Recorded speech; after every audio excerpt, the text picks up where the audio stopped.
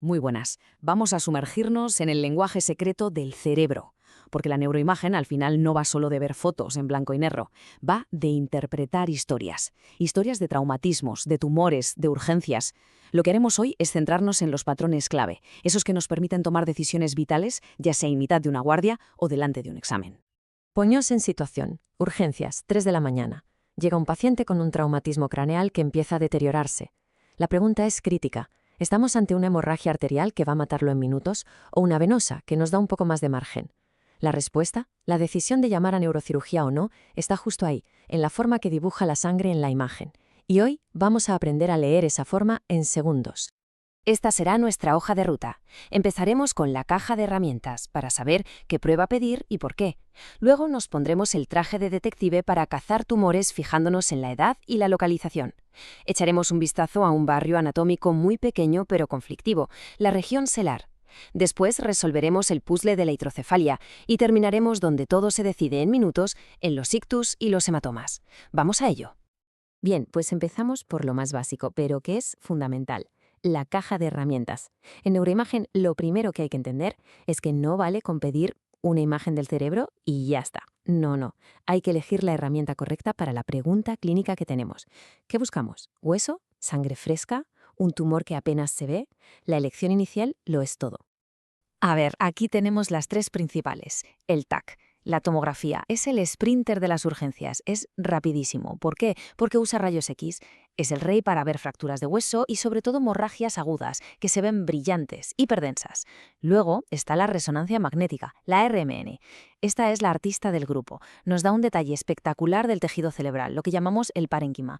Es más lenta, sí, pero es la mejor para ver tumores, edema, lesiones de sustancia blanca. Y por último, ojo a la angiografía. Esta juega en otra liga. No solo nos dibuja el mapa de las arterias para diagnosticar, sino que nos permite entrar en ellas y tratar. Podemos cerrar un aneurisma, embolizar un tumor. Es diagnóstica y terapéutica a la vez. Y antes de meternos en tumores, un concepto que lo cambia absolutamente todo. La localización. Es la primera pregunta que hay que hacerse. ¿La lesión es intraaxial o extraaxial? A ver, intraaxial significa que está dentro del tejido cerebral, como una mancha de tinta en una camisa. Extraaxial significa que está fuera, empujando el cerebro desde las meninges o los ventrículos, como si una mano apretara un globo.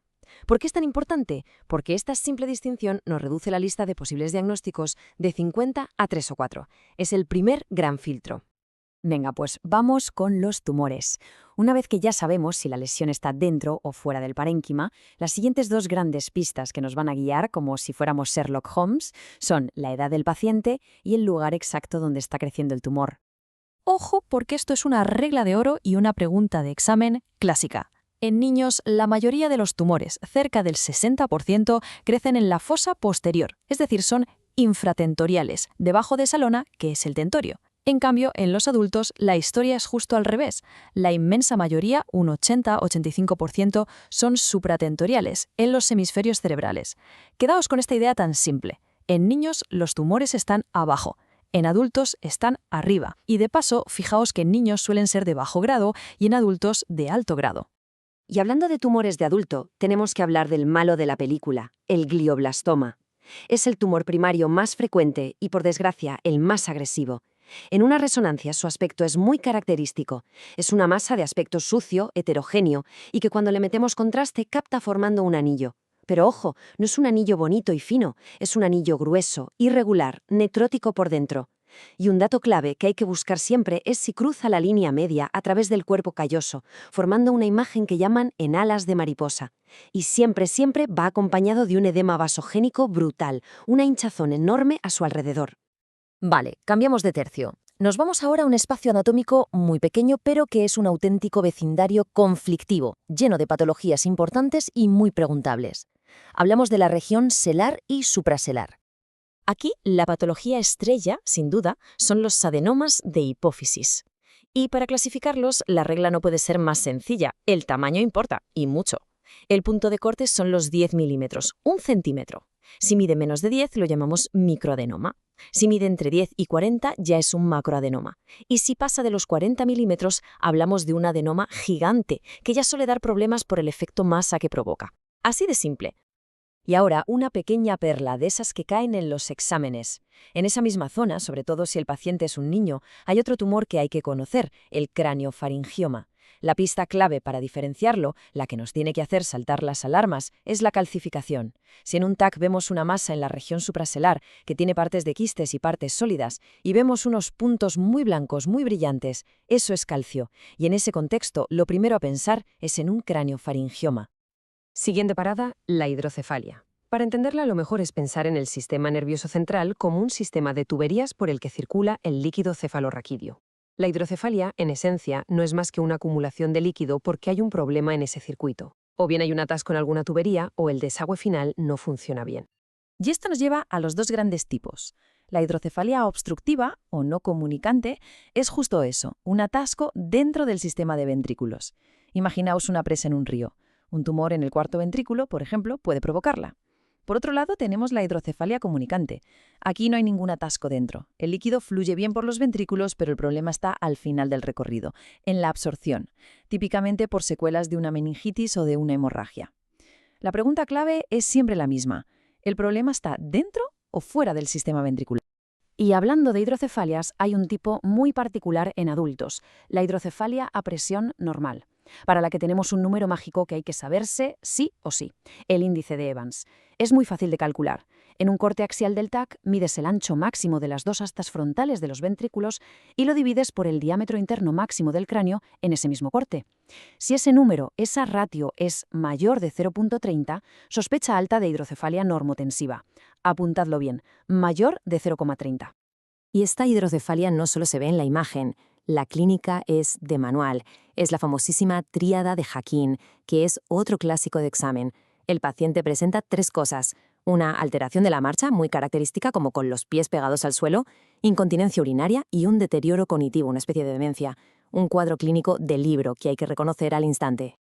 Y llegamos a la última sección. Nos metemos en la trinchera de las urgencias, los eventos vasculares agudos. Aquí, cada minuto cuenta, y la velocidad para interpretar la imagen es literalmente vital. El ictus, o accidente cerebrovascular, puede ser de dos tipos. El isquémico, que es el más común, se produce porque una arteria se tapa, un trombo la bloquea y no llega sangre. En el TAC, al principio puede que no se vea nada, pero con las horas esa zona de cerebro infartado se volverá oscura, hipodensa. Luego tenemos el hemorrágico, que es porque una arteria se rompe y sangra. Y aquí la regla de oro del TAC de urgencias es: la sangre fresca brilla, es hiperdensa. Así que la clave es sencilla: obstrucción oscura frente a rotura brillante. Bueno, y con esto resolvemos el misterio del principio, el hematoma epidural. Su origen, y esto es lo más importante, es arterial. Generalmente se rompe la arteria meningea media. Por eso crece tan rápido y es tan peligroso. En la imagen tiene una forma muy típica de lente biconvexa, como un limón o una lenteja. Y la pista definitiva: no cruza las líneas de sutura del cráneo. ¿Por qué? Porque la dura madre, que es la capa más externa de las meninges, está pegada a las suturas y contiene la hemorragia. Esto es una emergencia quirúrgica de primer nivel. Y su archienemigo, el hematoma subdural. Aquí todo es al revés. El origen es venoso, por la rotura de las venas puente que van del cerebro a los senos durales. Por eso, su evolución puede ser mucho más lenta. La forma no es de lente, es de media luna, semilunar, porque la sangre se esparce libremente por el espacio subdural, adaptándose a la forma del cerebro. Y la gran diferencia: este sí cruza las líneas de sutura, porque no tiene la barrera de la dura madre que lo frene. Puede ser agudo, claro, pero es muy típico que sea crónico, sobre todo en pacientes mayores. Así que, para que quede grabado a fuego, forma de lente biconvexa. Es un epidural, es arterial y no cruza suturas. Forma de media luna. Es un subdural, es venoso y sí cruza suturas.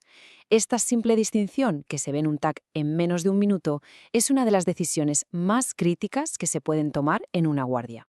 Hemos hecho un buen repaso, ¿eh? Desde elegir la herramienta correcta hasta saber dónde mirar en un tumor, descifrar por qué se acumula líquido en el cerebro o diferenciar dos hematomas que pueden cambiar un pronóstico. Hemos visto que cada forma, cada tono de gris, cada localización, en realidad nos está contando una historia. Ahora que ya conocéis los patrones básicos, la pregunta es: ¿estáis listos para empezar a leerlas?